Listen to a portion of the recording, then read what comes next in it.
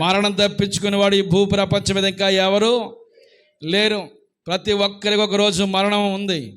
మరణం నీ దగ్గరికి రాకముందు, మరణం నిన్ను తటస్థించకముందు నీవు కల్తీ లేని విశ్వాస జీవితాన్ని కలిగి ఉన్నావా, లేకపోతే నామకార్థమైన ఆచారబద్ధమైన క్రైస్తవుడిగా ఉంటున్నావా?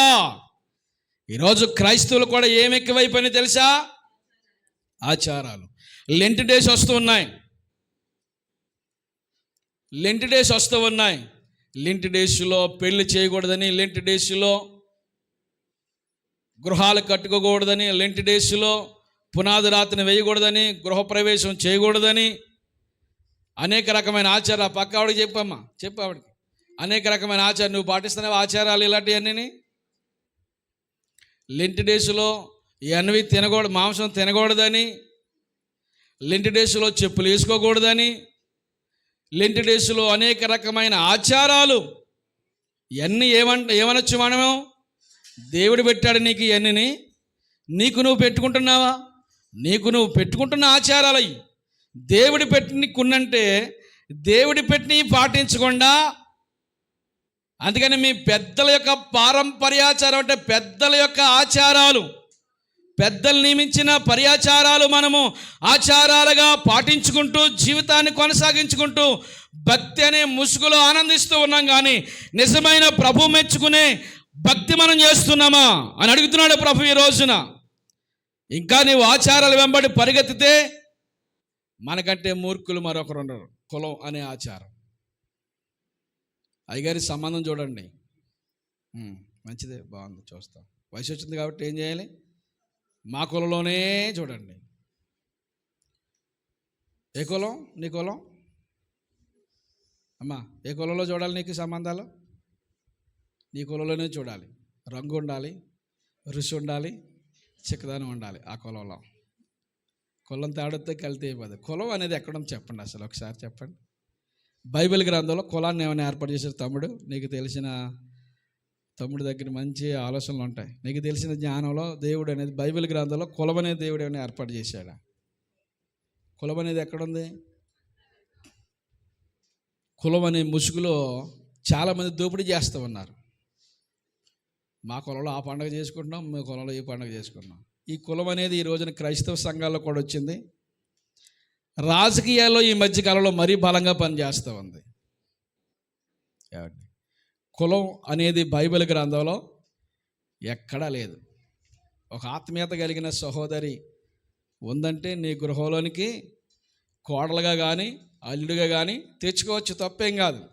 మనకేం కావాలి? ఆత్మీయ కలిగిన కుటుంబాలు కావాలి. ఆమెన్. కులం కులం కులం అన్నవా?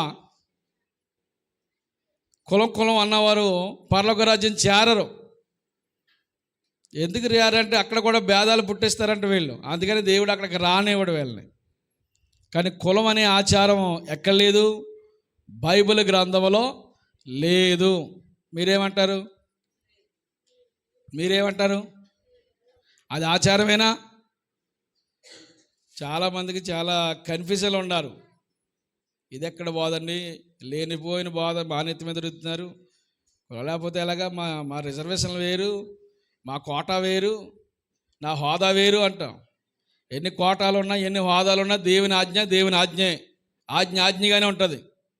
కోటాల గురించి నువ్వేదో ఒక ప్లాన్లు వేయచ్చు, కానీ దేవుని ఆజ్ఞను మాత్రం ఖచ్చితంగా మనం పాటించాలి. అవన్నీ ఏమనొచ్చు? వాటిని ఆచారాలు. పెళ్ళికి ఆచారం, గృహానికి ఆచారం, ఇంటికి ఆచారాలు, అన్ని ఆచారాలు. ఈ రోజున క్రైస్తవుడు కూడా ఎందులో బ్రతుకుతున్నాడు తెలుసా? ఆచారంలోనే బ్రతుకుతున్నాడు. ఆచారం అంటే ప్రాణం. ఈ రోజున కులం అంటే చాలామందికి పిచ్చి ఎక్కువండి. ఇంకో విషయం చెప్పనా? పాస్టర్స్ ఫెలోషిప్లో కూడా కులాల వ్యవస్థ వచ్చేసింది. ఈరోజు చాలా చోట్ల వచ్చింది కులం. మనమందరం యేసుక్రీస్తు ప్రభు రక్తంలో కడగబడ్డ సహోదరులు. ఆమెన్ చెప్పండి. ఈరోజు కులాలకి కూడా సంఘాలు వచ్చినాయి. అంటే కులాల పేరుతో చెప్పి ఈరోజు క్రీస్తు నామాన్ని కూడా దూషించేవారు చాలామంది దొంగ క్రైస్తవులు కూడా ఉన్నారు. వాళ్ళని ఏమనొచ్చు?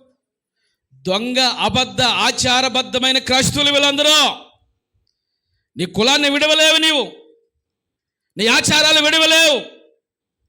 కానీ ప్రభు మాత్రం కావాలి, పరలోకం కావాలి. ఎలా వస్తాయి నీకు? కులం విడిస్తావు, విడవ ఎక్కడైనా విడవాలి. ఎందుకు విడవాలి? అదొక ఆచారం కాబట్టి. ఆయన కులానికి దేవుడా, మనుషులకు దేవుడా? మనుషులకు దేవుడు. స్తోత్రం కలుగుగాక. ఈ కులానికి మాత్రమే దేవుణ్ణి, ఆ కులానికి మాత్రమే దేవుని అని ఎక్కడ చెప్పలేదమ్మా. ఆయన యెహోవా అందరికీ ప్రభువు. స్తోత్రం కలుగుగాక. ఆయన విశ్రాంతి దినానికి ప్రభు, ఆచారానికి ప్రభు కాదు. నువ్వు ఆచారబద్ధమైన క్రైస్తవుడిగా జీవిస్తున్నావేమో, ఒక్కసారి నువ్వు పరీక్షించుకోవాలి.